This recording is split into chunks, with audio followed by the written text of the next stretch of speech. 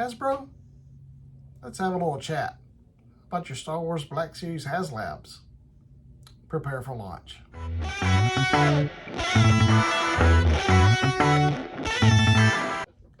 What's going on, everyone? Welcome back to Luna Fix, coming to you from the Nerd Den, located high atop Luna Base. Today I wanted to do something a little bit different. I wanted to talk about the Star Wars Black Series HasLabs, or the fact that Hasbro can't seem to get one funded.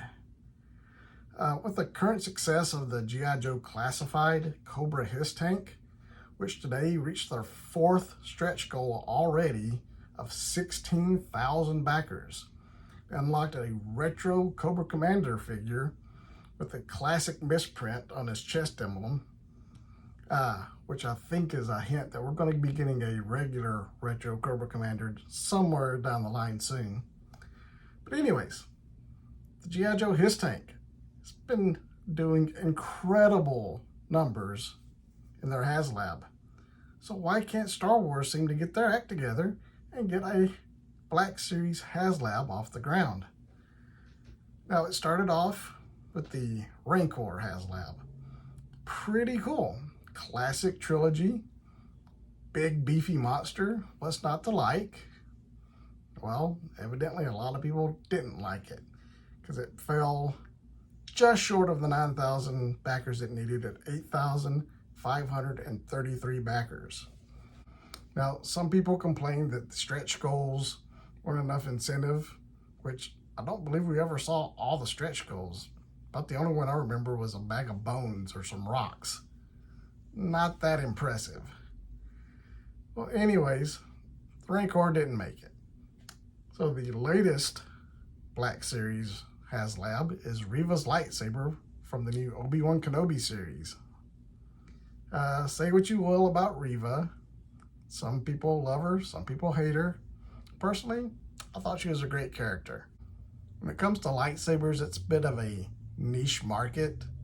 Not really part of the whole action figure side of the Black Series. There's a lot of other companies out there that make some really neat lightsabers. And $500 for a lightsaber, that's a pretty big price tag. This lightsaber, yeah, it looks impressive. 2 blades, reconfigurable handle. Yeah, it's pretty cool. I'll grant that, but yeah, as I said before, lightsabers is kind of a niche thing and just don't think it's going to get funded. In fact, at the time of the filming of this video, it ends at midnight tonight, and it's not even close to getting its base 5,000 backers. So yeah, let's go ahead and assume that's not going to make it. So what's Hasbro to do? What kind of Black Series HasLab could they produce that would pretty much guarantee to get funded? Well, I think all you have to do is look at the Vintage Collection. Their Razor Crest HasLab was phenomenal. That ship is incredible looking. Now, at the time that Razor Crest HasLab came out, I wasn't collecting Vintage Collection figures. In fact, I still just kind of only dabble in it.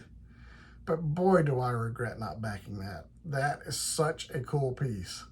I'm thinking a lot of people regret missing out on it. So that being said, Mando's newest ship, the N1 Naboo Starfighter, we'll call it a retrofit, that they introduced in episode 5 of the Book of Boba Fett. That is also a very cool ship that you only have to assume is going to play a very large role in the upcoming season 3 of The Mandalorian. So why not make an N1 Naboo Starfighter for Mando? I mean, it's kind of a no-brainer, if you ask me. And what figure would you include with N1 Naboo Starfighter for The Mandalorian? Of course, you have to have the Mandalorian, duh. Just do his updated armor, give him a soft goods cape so he can fit in the cockpit, and there you go. Easy peasy. Oh, and you have to include a cool flight stand. You don't want a neat starship that's just sitting on your desk on their landing gear. That thing needs to be in flight. So, what are we thinking for something like that? Well, they've done other starships for the Black Series line. They've done the First Order TIE Fighter. They've done the Snow Speeder from The Empire Strikes Back. So, yeah, it's doable. See, the HISS tank was $300 if I remember correctly. I think the N1 would probably be a little bit more complicated. So let's go $350. I think $350 at 8,000 backers, that sounds reasonable. Now, let's talk about stretch goals. The first stretch goal, I mean, it's the Mandalorian. It's the Naboo Starfighter. It's got that cute little bubble in the back, made for you-know-who. Yeah, that's right. We got to get another Grogu figure. I think this time we give him a cheering face, like he's excited to be flying around with dear old Daddy Mando again. But just a little Grogu figure, it isn't quite a stretch goal. So I think what we'll do is include some classic Star Wars crates, maybe a few spare parts to throw in around the base of the ship, just for a nice little addition. Now for the second stretch goal, how about a trio of pit droids? Yeah, I think that'd be a good idea. They've already got the tooling for them. They've made pit droids before. That's an easy enough addition. In fact, it's so easy. Let's go ahead and throw in R5-D4 as well. Again, an original trilogy character that's been brought back for The Mandalorian and the Book of Boba Fett. Yeah, let's throw in R5-D4. He's a fan favorite. Again, a no-brainer. Stretch goal number 3. What could we do here? I think we need a new 6-inch Black Series figure for this one. How about Pelimoto? I mean, come on. She built the freaking ship. Why would you not have Pelimoto as part of this HasLab? We haven't even gotten a figure of her yet in the main line. With that being said, what can we do to make her exclusive to this set? I know. We'll give her an accessory of BD-72 to go along with her. Yeah, that would be cool. That way, she's still available to produce for the main line, and it's not just a repack of the same figure you get with the HasLab. I think that makes sense. Now for the fourth stretch goal. Well, like they did with the HISS tank, Cobra Commander doesn't really fit in with the HISS tank. So we can go a little bit off the beaten path with this one. How about with this one? We do another credit collection. Those repaints seem to be pretty popular. And what character from the Book of Boba Fett would look great with a credit collection repaint? Duh, Cad Bane. Come on.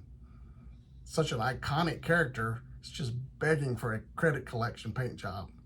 Plus, they haven't made a Book of Boba Fett Cad Bane for the main line yet.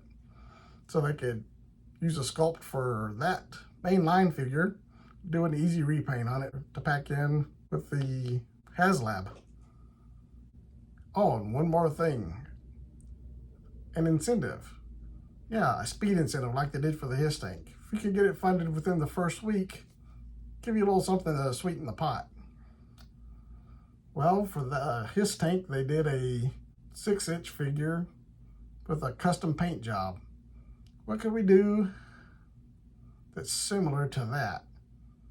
How about, instead of a carbonized paint job on the Mandalorian, how about an all chrome paint job on the Mandalorian?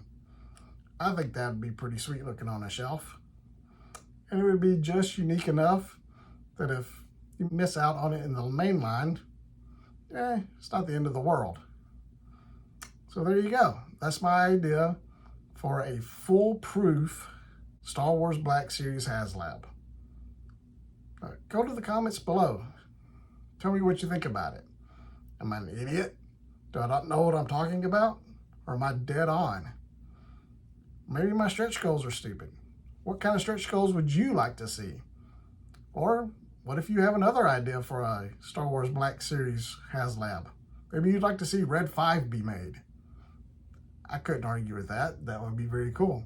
What kind of stretch goals would you like to see for that? put them in the comments below.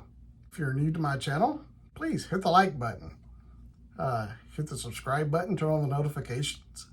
Like I said, this isn't my normal video, but if you'd like to see what I normally do, I've got lots of other videos, toy hunts, and closer looks at other figures. So give those a look. And yeah, I think that's going to do it for today. I'll see you guys next time around.